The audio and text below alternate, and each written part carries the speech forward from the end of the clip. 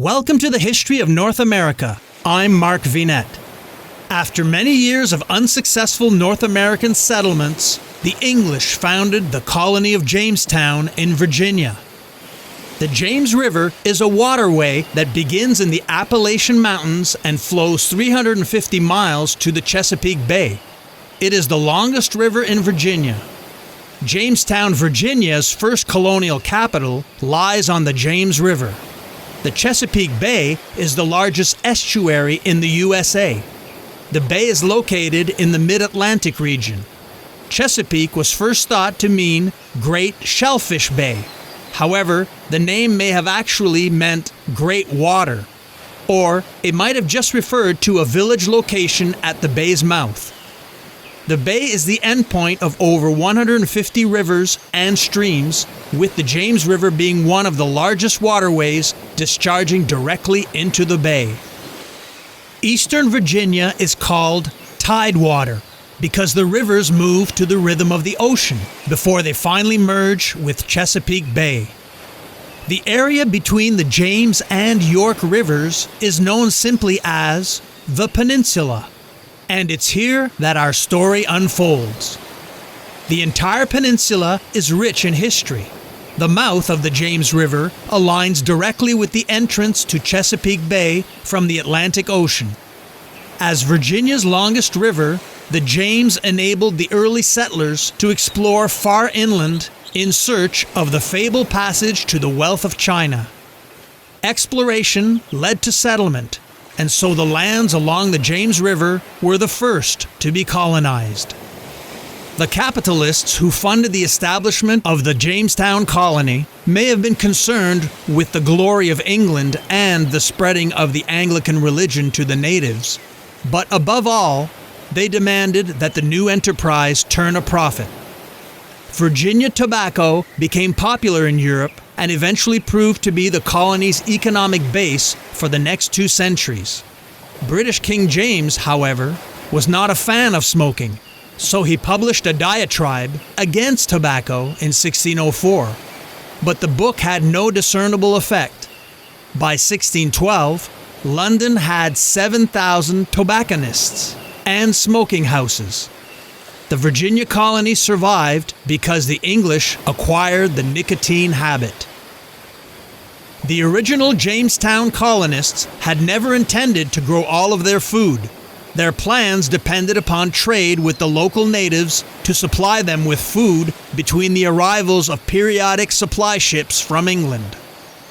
Lack of access to fresh water and a severe drought crippled the limited agricultural production of the Virginia colonists.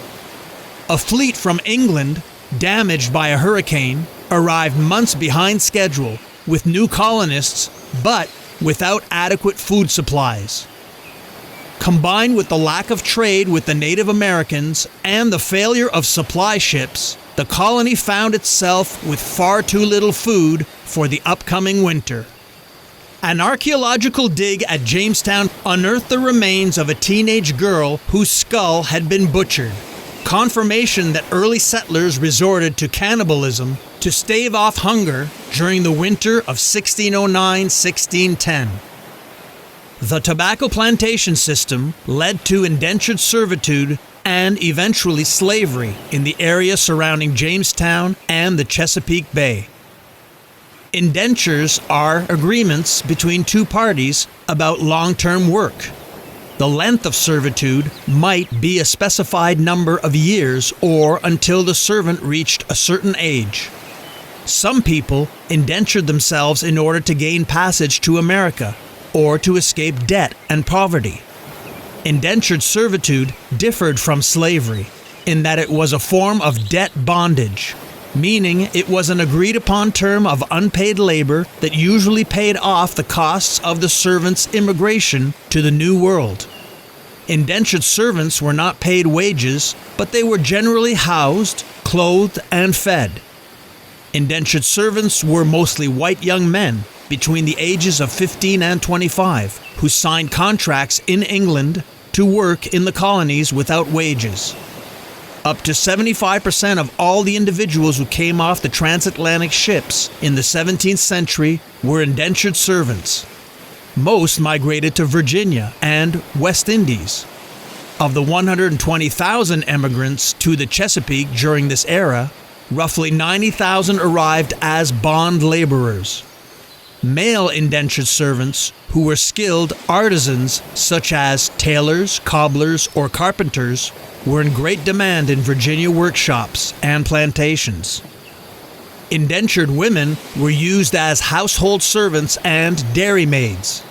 They did spinning, weaving, and even field labor. They could not get married or conceive until after their term of service, which was usually 7 years. Since many indentured servants were in their teen years or early 20s when they began their contract, they tended to marry later than free people, usually around the age of 30.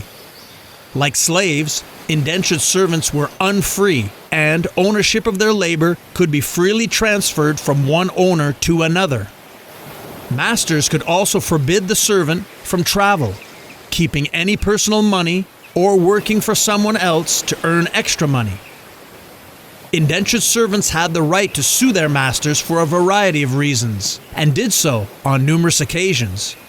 Their living conditions were less than ideal. The basic food for indentured servants was described as a watery gruel. Perhaps there would be a small piece of salted pork or beef to go with it, along with a small piece of bread. Indentured servants played an important part in the development of the colony of Jamestown in Virginia.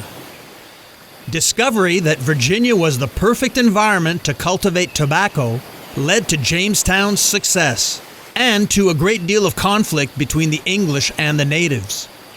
Relations between the local indigenous tribes and colonists became increasingly uncomfortable as more white settlers arrived in Virginia. The natives moved farther inland to distance themselves from the English, but more Europeans kept arriving. Both sides were guilty of straining the relationship. The English stole corn and other food supplies, while the natives ambushed the English for their tools and weapons. Finally, the conflict erupted in the winter of 1610. Born in 1580, John Smith was an English soldier, explorer, colonial governor, admiral of New England, and author. He named the region of New England and played an important role in the establishment of the colony at Jamestown. He was a leader of the Virginia colony and led an expedition along the rivers of Virginia and the Chesapeake Bay, during which he became the first English explorer to map the Chesapeake area. Later, he explored and charted the coast of New England. Smith's books and maps were important in encouraging and supporting English colonization of the New World. He then stated, "Here, every man may be master and owner of his own labor and land. If he have nothing but his hands, he may, by industries, quickly grow rich." Smith died in London in 1631. Pocahontas was a Native American woman notable for her association with the colonial settlement at Jamestown. She was the daughter of the paramount chief of a network of tributary tribes encompassing the Tidewater region of Virginia. In 1608, she befriended the daring English explorer and adventurer John Smith, and later converted to Christianity and was baptized under the name Rebecca. She married the Virginia tobacco planter John Rolfe in 1614 and bore their son. Pocahontas has entered the pantheon of modern popular culture and is a subject of art, literature, and film. Numerous places, landmarks, and products in the United States have been named after Pocahontas. Her story has been romanticized over the years, many aspects of which are fictional, with the most famous being the many celebrated stories told about her and John Smith. Next time, we continue our exposé on the colony of Jamestown. I'm Mark Vinette, and I hope you're enjoying the ride.